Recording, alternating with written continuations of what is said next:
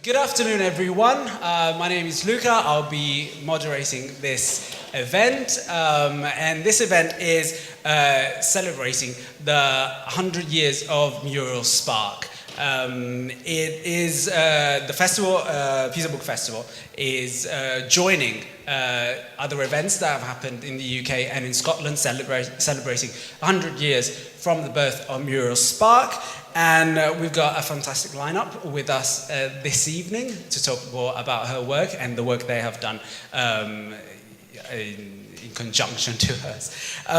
This event will be held in English. Now, if you at any time get completely lost, please do raise your hand and say, well, non ho capito. And we will do our best to clue you in as to what was said. But mostly we're just going to leave the conversation running in English. But again, feel free to interject. I'm going to introduce very briefly our guests this evening. First of all, we have Joseph Farrell, who's the curator of the whole program of Muriel Spark 100. He's a professor emeritus at I'm sorry, I'm not from Scotland, but University. Tutti gli irlandesi sono così. Sono mezzo irlandese, quello però. So, of Italian at the University of Glasgow. He was made Knight of the Italian Republic for his services in spreading Italian culture abroad. And his latest book, Stevenson in Samoa, has been candidated for the prestigious Saltire Society Prize, which is the most important literary prize in Scotland. Please give a warm welcome to Joseph Farrell.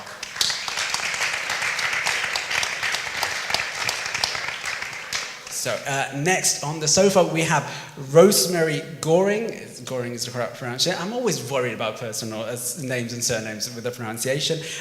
She's an editorialist and journalist, culture journalist at the Herald and Sunday Herald. Among her many books is Scotland, the autobiography. She's recently curated the BBC Radio 4 version of Muriel Spark's A Far Cry from Kensington.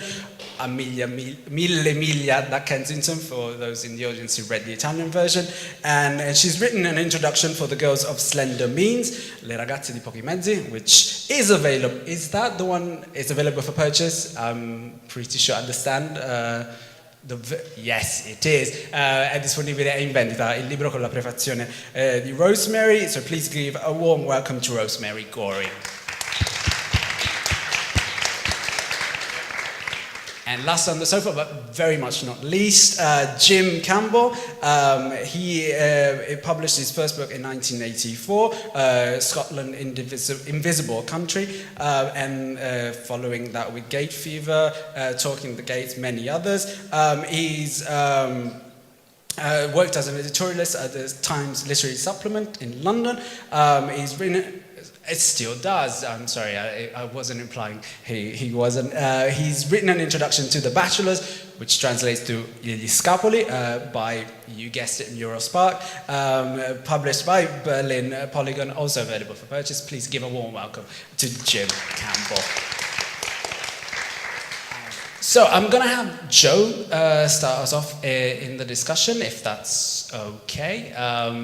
Because he's the curator of the whole program. And there's more events coming tomorrow and the day after. I'm going to talk about them a little bit later, but first of all, here's Joe. Va bene, allora noi abbiamo deciso di parlare inglese, quindi parlerò inglese. Ma come ha già detto Luca, se ci sono problemi possiamo tradurre istantaneamente, senza problemi. Right. Basically, the background to this is that, although I'm said to be the curator of this, Alan Taylor, who will be doing a session later on, has been in overall charge of the production of all the novels of Muriel Spark, which are 22 in total. She also wrote biography, she also wrote poetry. Indeed, she considered herself to be a poet primarily, and she wrote short stories, several volumes of short stories. Now, we're going to be discussing two of the books in particular, but not exclusively, because The two people we have with us wrote introductions to two of the novels. So what I've suggested is we'll proceed this way. We will ask Rosemary first to say a few words, or as many words as she wants to say, about the novel which she has introduced, and then she will do a reading from that novel. Then we will do the same for Jim Campbell, and then we will proceed by general discussion. Now, obviously, I am very keen to involve this very large and very intelligent audience. I have very rarely seen so many intelligent faces in the one room for many, many years. So please feel free to intervene to indicate that you've either a comment to make or alternatively a question to ask. Both of them will be very welcome. So let us now continue, and I'll now pass over to Rosemary Goring. Thank you very much. Can you hear me okay? If you can't hear me, shout. Sounding okay. Great. Well, thank you, Joe. The Girls of Slender Means, the title alone tells you a little bit about the book. It basically means young women who had very little money indeed. It was the first novel that Muriel Spark wrote when she was actually famous, because 2 years before this, she had published The Prime of Miss Jean Brodie, which is the one that most people know about, the one that was filmed, the one that everybody has to read at school in Scotland, or certainly you did when I was young.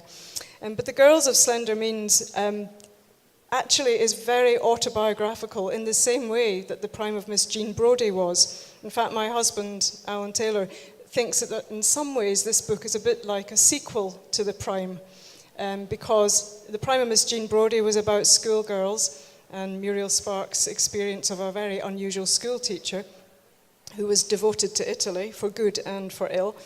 And The Girls of Slender Means is set in a similar situation, but older girls. They're young women at this point. They are the girls of slender means.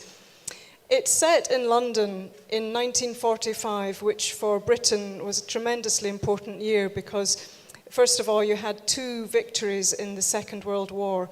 Victory in Europe in May of 1945 and victory in Japan in the August of 1945. And this novel takes place between these two, VE and VJ Day, as they were known. And it reflects a time of Muriel Spark's life which in some ways was terrible and difficult because she also was a girl of slender means. She had very little money. But also it was a wonderful time for her because she had just escaped a dreadful marriage.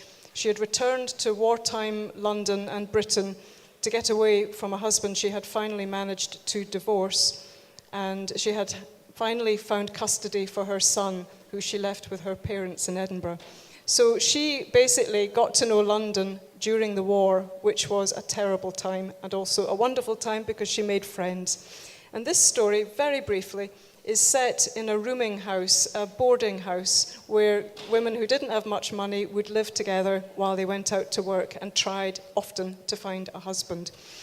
And we'll talk about the book at more length perhaps, but let me just read you from the very beginning of it, which I think is one of the best openings of any of Muriel Spark's novels, and that is saying something because she was such a fantastic novelist. We can argue about that later, Jim. This maybe take 4 minutes to read, and do shout if you don't follow. Long ago in 1945, all the nice people in England were poor, allowing for exceptions. The streets of the cities were lined with buildings in bad repair or in no repair at all, bomb sites piled with stony rubble, houses like giant teeth in which decay had been drilled out, leaving only the cavity. Some bombed buildings looked like the ruins of ancient castles until, at a closer view, the wallpapers of various quite normal rooms would be visible, room above room, exposed, as on a stage, with one wall missing. Sometimes a lavatory chain would dangle over nothing from a 4th or 5th floor ceiling. Most of all the staircases survived, like a new art form, leading up and up to an unspecified destination that made unusual demands on the mind's eye. All the nice people were poor. At least that was a general axiom, the best of the rich being poor in spirit. There was absolutely no point in feeling depressed about the scene. It would have been like feeling depressed about the Grand Canyon or some event of the earth outside everybody's scope. People continued to exchange assurances of depressed feelings about the weather or the news or the Albert Memorial, which had not been hit, not even shaken, by any bomb from first to last. The May of Tech Club stood obliquely opposite the site of the memorial in one of a row of tall houses which had endured but barely. Some bombs had dropped nearby, and in a few back gardens, leaving the buildings cracked on the outside and shakily hinged within, but habitable for the time being. The shattered windows had been replaced with new glass rattling in loose frames. Windows were important in that year of final reckoning. They told at a glance whether a house was inhabited or not, and in the course of the past years they had accumulated much meaning, having been the main danger zone between domestic life and the war going on outside. Everyone had said, when the sirens sounded, "Mind the windows, keep away from the windows, watch out for the glass." The May of Tech Club had been 3 times window shattered since 1940, but never directly hit. There, the windows of the upper bedrooms overlooked the dip and rise of treetops in Kensington Gardens across the street, with the Albert Memorial to be seen by means of a slight craning and twist of the neck. These upper bedrooms looked down on the opposite pavement on the park side of the street, and on the tiny people who moved along in neat-looking singles and couples, pushing little prams loaded with pinhead babies and provision, or carrying little dots of shopping bags. Everyone carried a shopping bag, in case they should be lucky enough to pass a shop that had a sudden stock of something off the rations. From the lower floor dormitories, the people in the street looked larger. All the nice people were poor, and few were nicer, as nice people come, than these girls at Kensington who glanced out of the windows in the early mornings to see what the day looked like, or gazed out on the green summer evenings as if reflecting on the months ahead, on love and the relations of love. Their eyes gave out an eager, spirited light that resembled near genius, but was youth merely. The first of the rules of constitution, drawn up at some remote and innocent date, still applied more or less to them. The May of Tech Club exists for the pecuniary convenience and social protection of ladies of slender means below the age of 30 years, who are obliged to reside apart from their families in order to follow an occupation in London. As they realized themselves in varying degrees, few people alive at the time were more delightful, more ingenious, more movingly lovely, and, as it might happen, more savage than the girls of slender means. Thank you.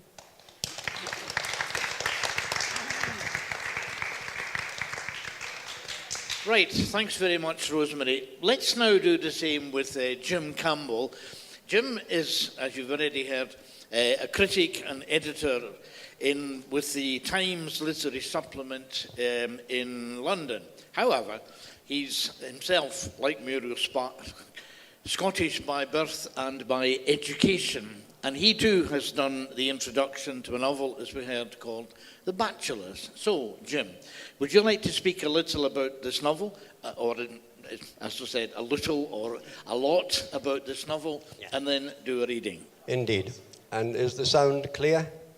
Yes, thank you. I'll just say 1 or 2 words about Muriel Spark beforehand. As Joel mentioned earlier, she considered herself a poet. Indeed, it is the sole word on her tombstone beside her name, Poeta. The actual writing of poetry, the actual written poetry, forms a small part of Muriel Spark's oeuvre, but the nature of poetry was very important to her from the very beginning of her writing life. By the way, is the sound clear? Is it? It's not bumping too much, no? It is? Yeah. Is that better? Is that better? Ah, there we are. Thank you. The nature of poetry, the nature of verse, was very important to her in the writing of fiction.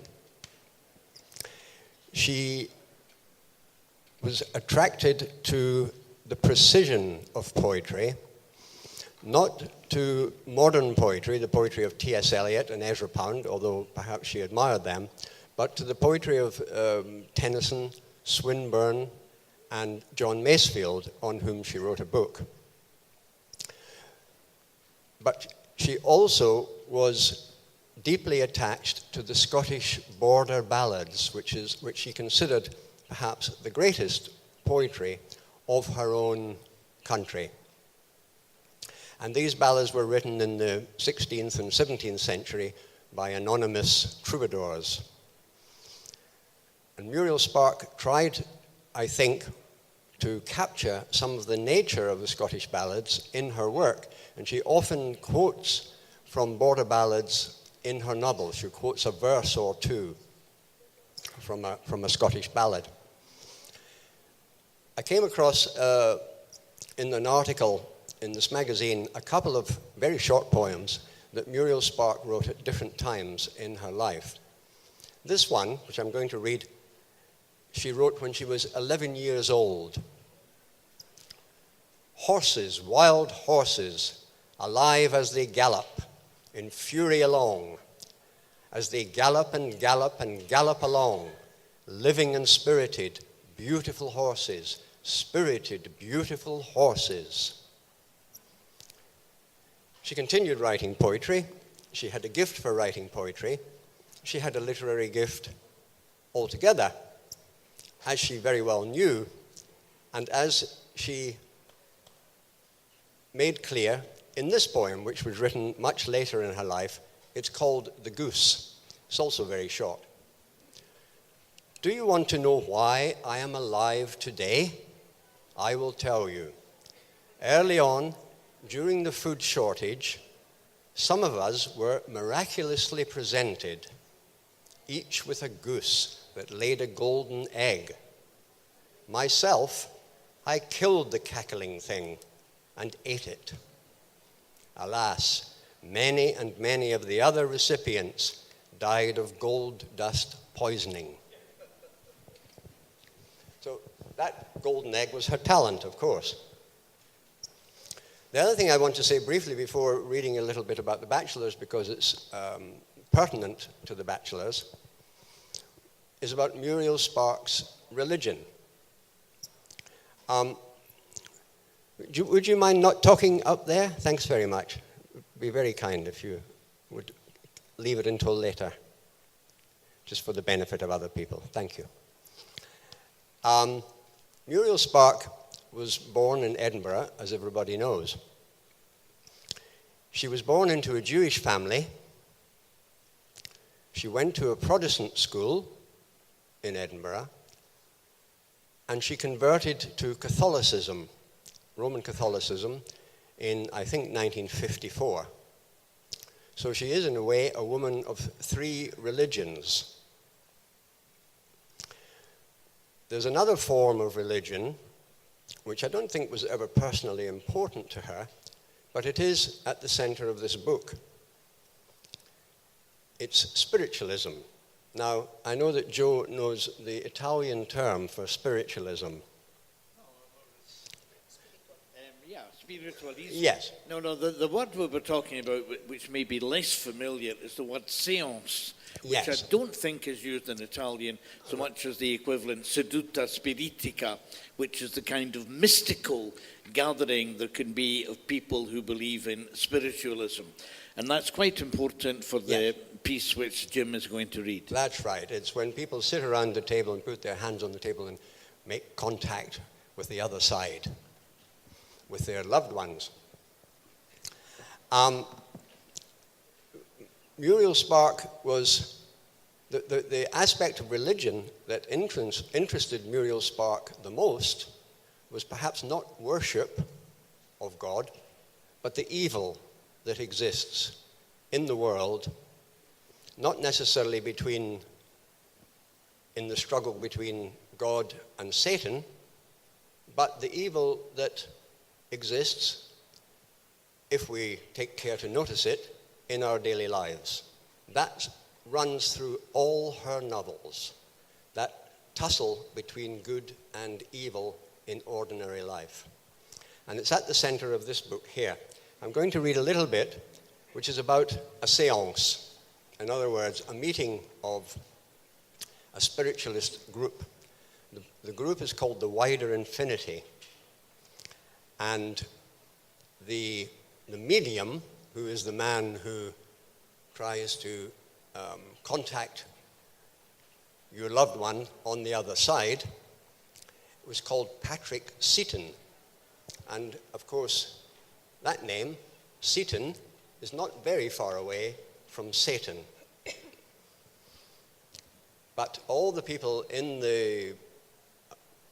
around the table, the other people in the group, they trust Patrick Seaton as a good man.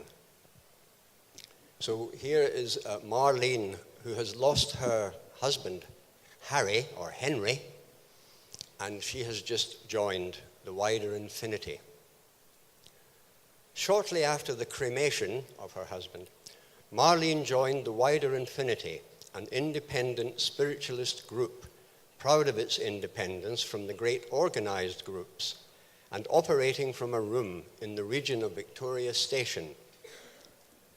During the period of her initiation, Marlene was impressed, the more and more especially when personal messages began to come through from Harry on the other side.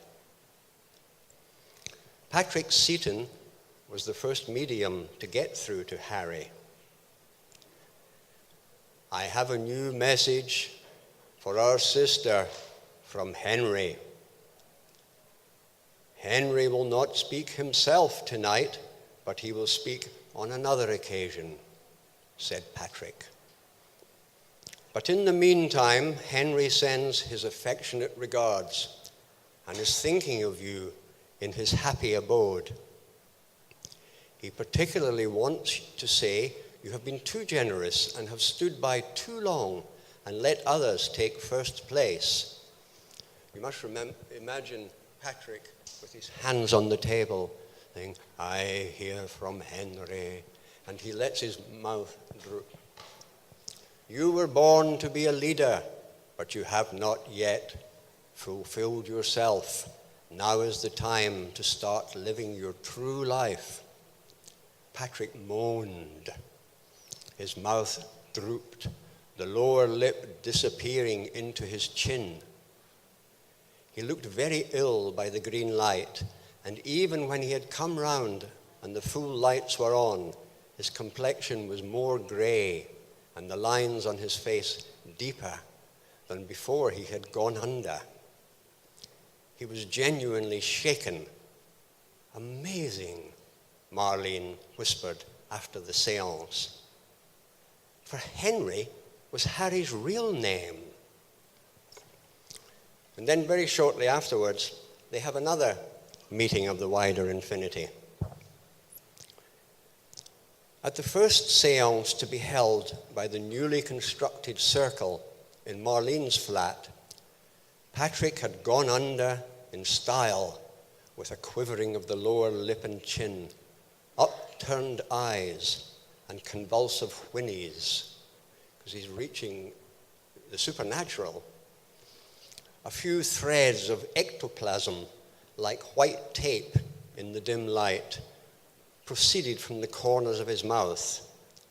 Then, in a voice hugely louder than his own voice, he announced, I am now coming in touch with control.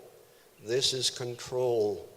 Henry will speak through Patrick under control. 2 or 3 of the circle as they had sat hand in hand round Patrick, shuffled slightly.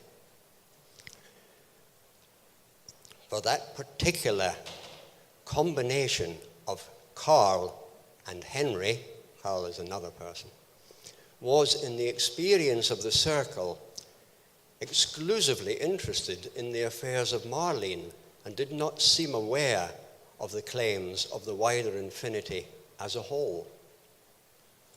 Guide Henry speaking, "My dear wife, there are two on earth who mean a lot to you. You can depend upon them, and especially upon one who will never desert you unto death. Do not be deceived by appearances. I am well and happy.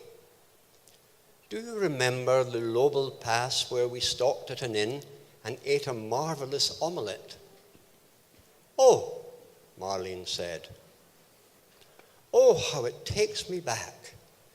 Honestly," she said when the lights had gone up, "I have a photograph of Harry on that holiday wearing his leather shorts." And on it goes.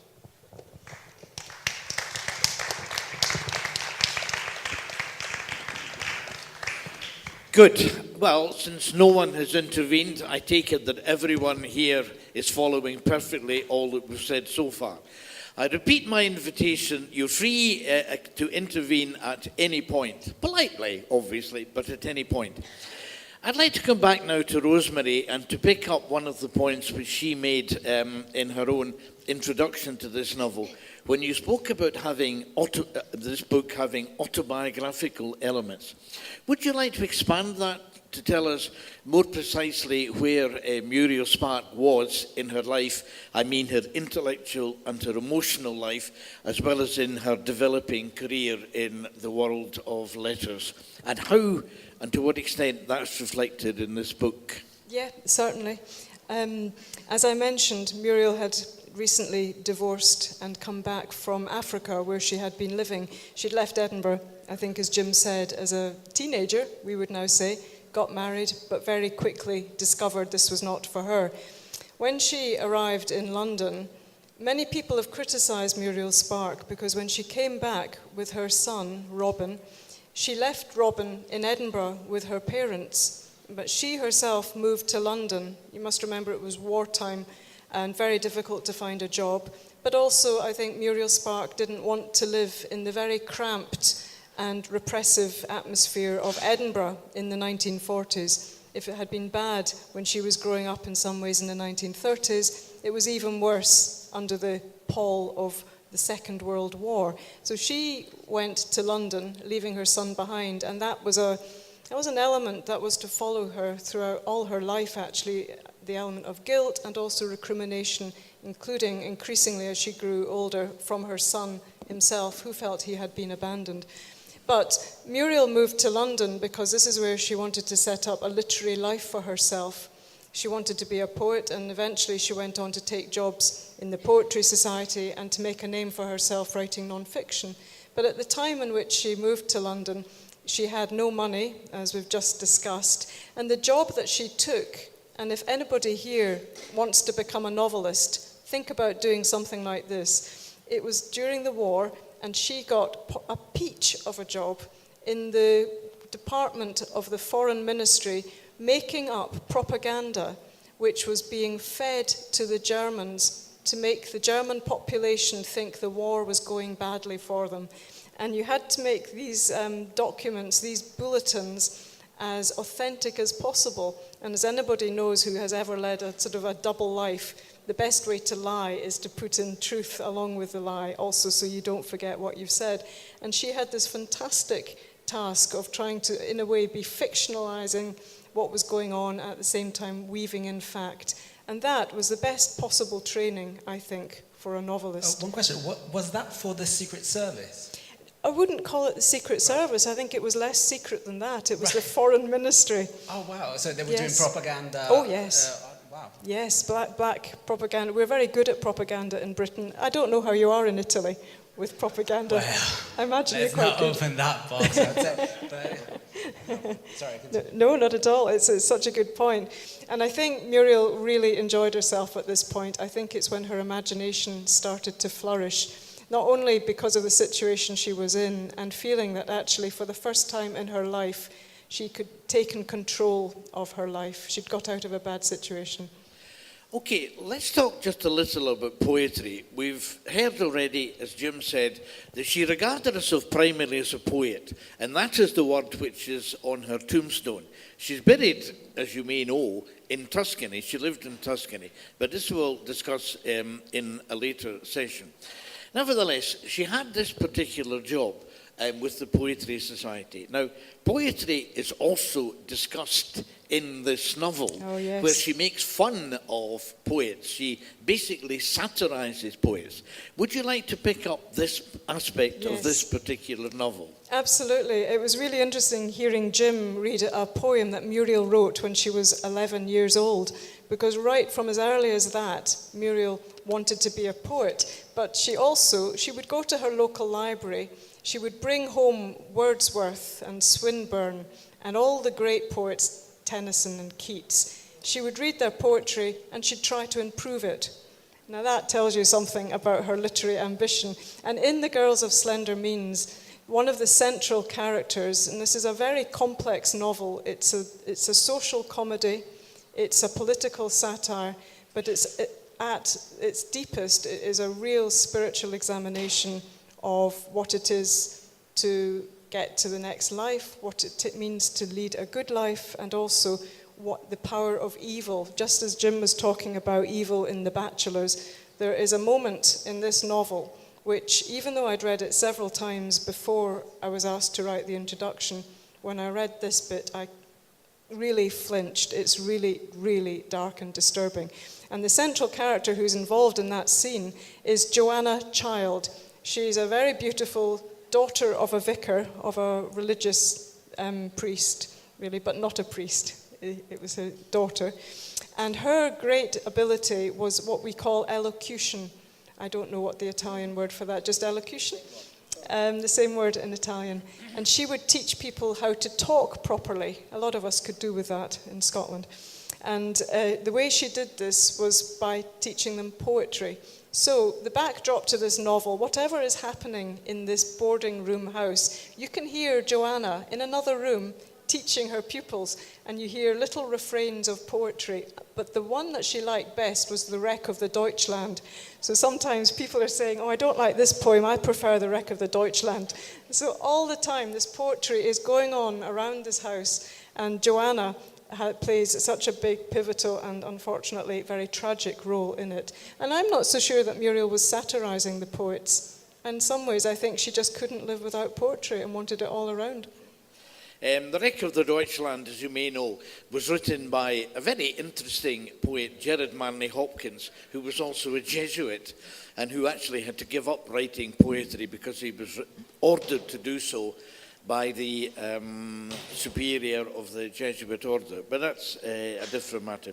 It seemed to me that when she was dealing with other poets in this book, then she was exasperated by the way that they were actually behaving. So that while she never actually satirizes poetry or the ambition to be a poet, she was obviously exasperated with some of the people that she had to work with. Well, that's a whole different matter. I Indeed. see exactly what you mean. Muriel was working as the editor of, she was the linchpin, the main figure in the Poetry Society. And she had to deal with a lot of dreadful poets. Not just dreadful in their manners, although she got into a tussle with one man, as a result of which she lost her front tooth. So there were badly behaved poets, but there were also just really rotten poets, really mediocre. And I think she couldn't believe how self-centered they were and selfish, and the ego that they had. And one of the poets, or self-styled poets, that she got into a tussle with was Mary Stopes. And as she actually said, Mary Stopes was a very, very clever scientist, but she should have stuck to science. And she and Muriel did not get on, but Muriel always said Mary Stopes is famous for introducing a method of contraception, or the idea of contraception. And Muriel always said, if only it was Mary Stopes' mother who had discovered this. So she wasn't wild about a lot of poets. Can I sort of just a quick question about that, and maybe Jim, you can. Did that affect her reputation for years and decades to come? Because you've touched upon this quite briefly, that she was, in a larger sense, sort of misunderstood. She considered herself a poet, but she was known as. Maybe she was known to be a recluse because she had left England to move abroad, but in actual, people who know her say that she was very sociable. Was that, because when I was reading through her biography, I could sense that that was the first point that she maybe, and then the gossip that later ensued, the first time that sort of her public persona became something else than what she was. First of all, Luca, she didn't leave England. No, I'm sorry. She left Scotland. Of course she did. She returned to England. I don't think it in any way harmed her reputation to have...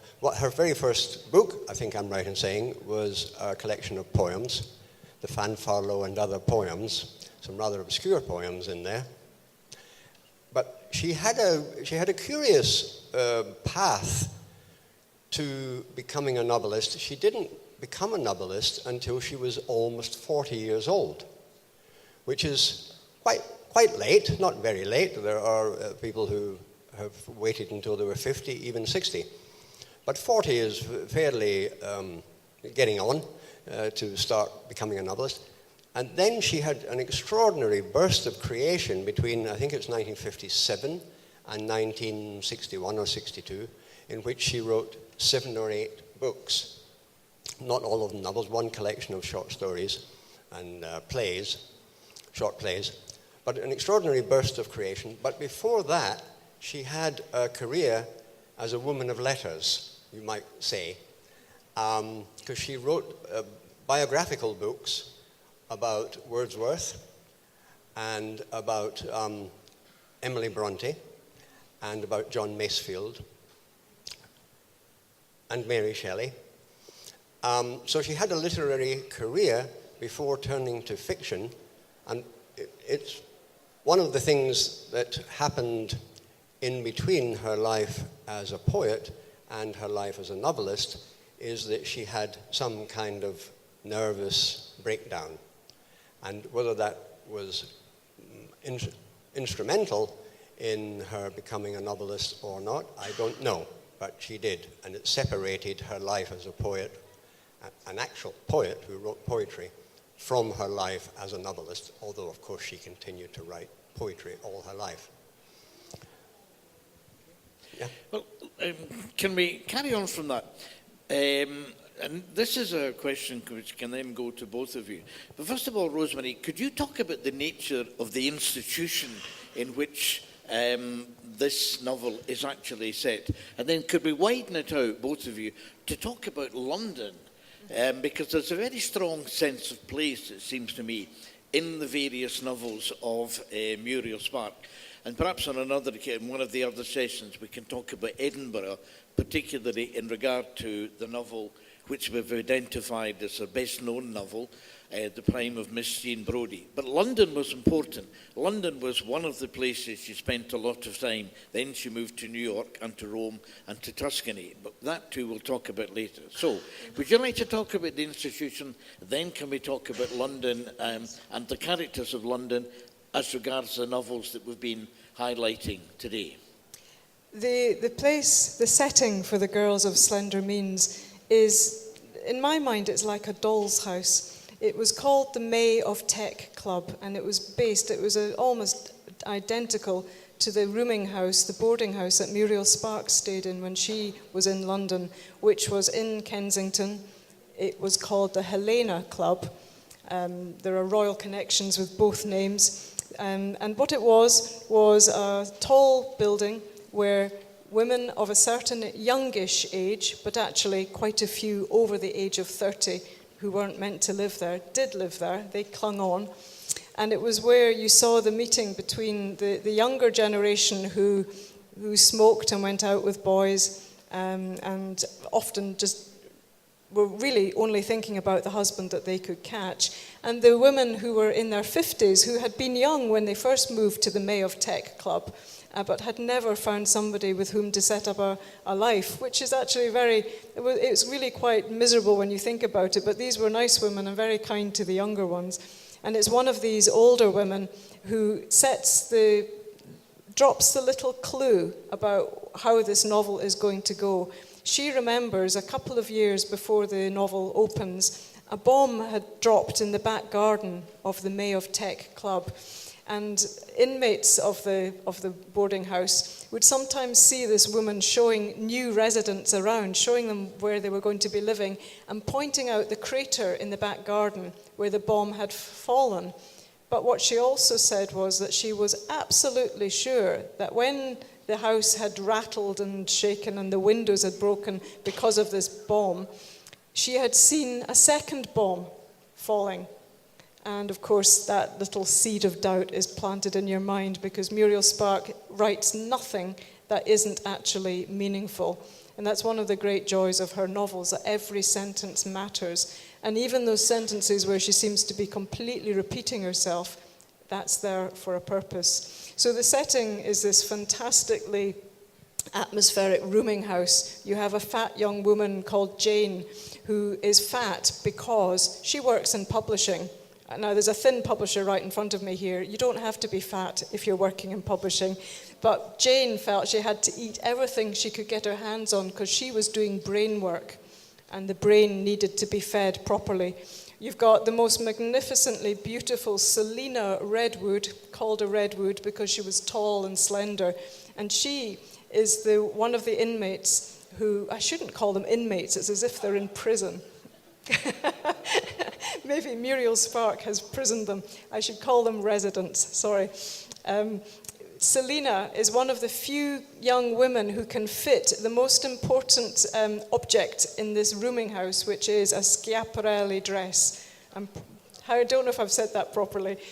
Beautiful, beautiful garment, but only the thin can wear it. And there's a great symbolism to this dress, as you'll discover as you read the novel. But they share it around, and they begin to worry that, in fact, they've been seen all around London, but all different ones of them wearing the same dress, and Schiaparelli dresses are very distinctive. And so on. There's various characters, and they all represent something, and there's comedy in this. One thing we haven't touched on yet, we might talk about more, is just actually how comic Muriel Spark is.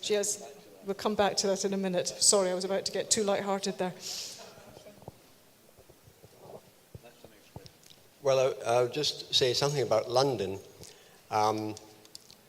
Muriel Spark set only one novel in her hometown, Edinburgh. It's her most famous novel, The Prime of Miss Jean Brodie. But she set several novels in London, where she lived for some time, including this one, The Bachelors, and The Girls of Slender Means, of course.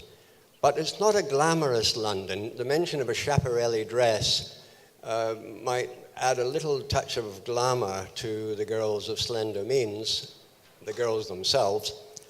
But Muriel's London was a dowdy, dull, rather boring, depressing place. There is a big change. Whether you like it or not, there's certainly a change. Sometimes long for the dowdy, dull London of the past. If there's one novel of hers that's set in a glamorous metropolis, it's The Public Image, which is set in Rome. It's L'immagine pubblica, the public image.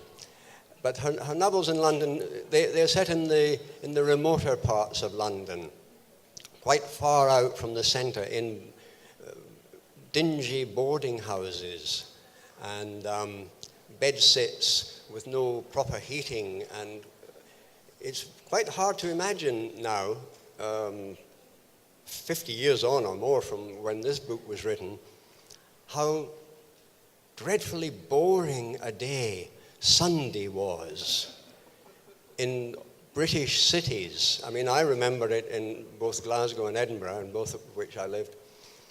and also in London when I moved to London at first. And all that's changed completely, but it very much is the atmosphere of the bachelors. And it might be an element of this struggle between good and bad that I was referring to, because when people have got nothing to do, when they've got no work for their idle hands, they can either occupy themselves by doing good or being good, or, as we say, and probably there's an Italian phrase which is the same, the devil finds work for idle hands. So these wide stretches of time give the characters in Muriel's novels the opportunity to be bad. And one of the things that the person who wrote the introduction to this says, and that's me, is you can choose to be good up to a point. You can choose to be good.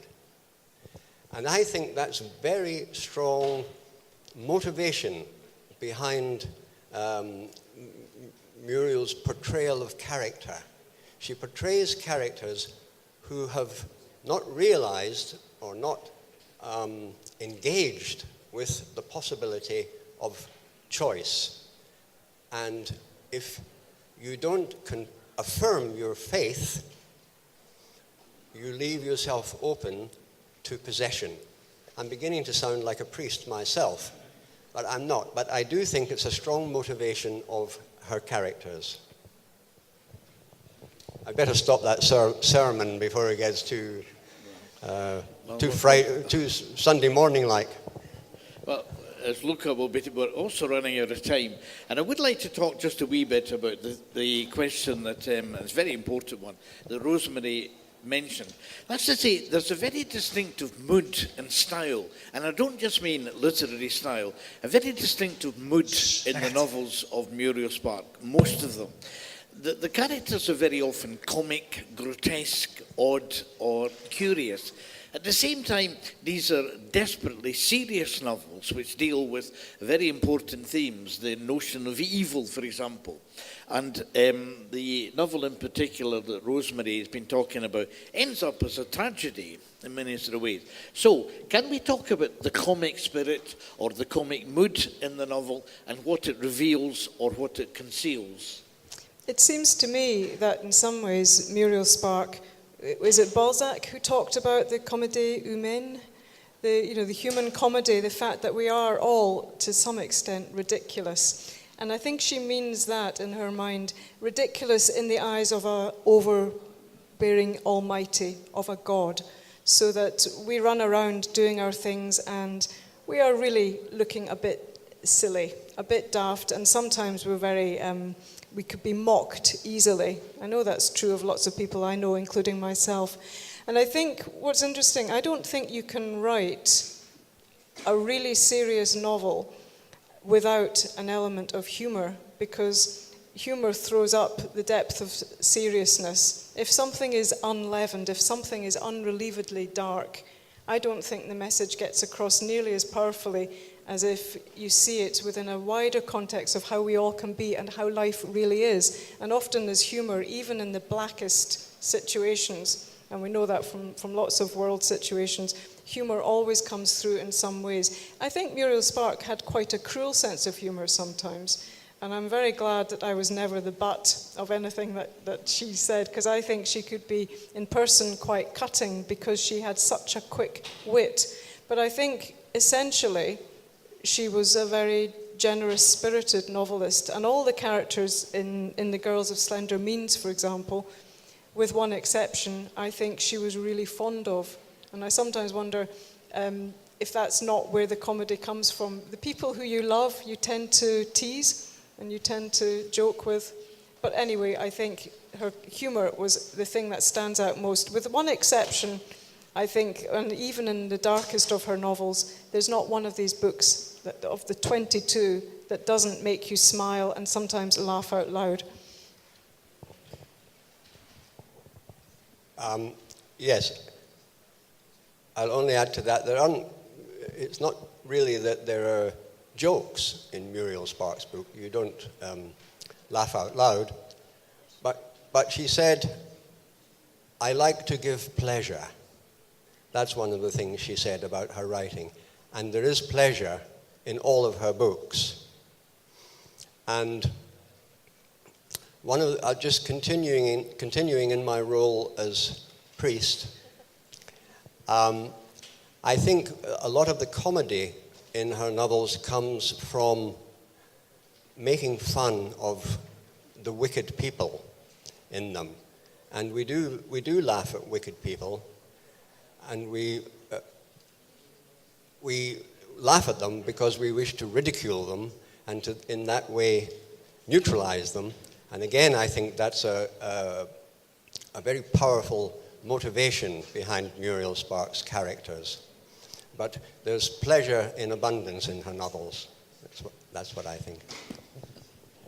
I think that's all the time we have for today.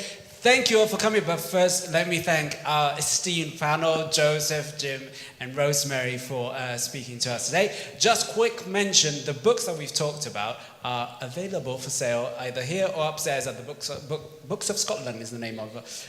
You'll find it, I think, over there, but look for it, it's worth it. Thank you all for coming. Have a good rest of the festival, everybody.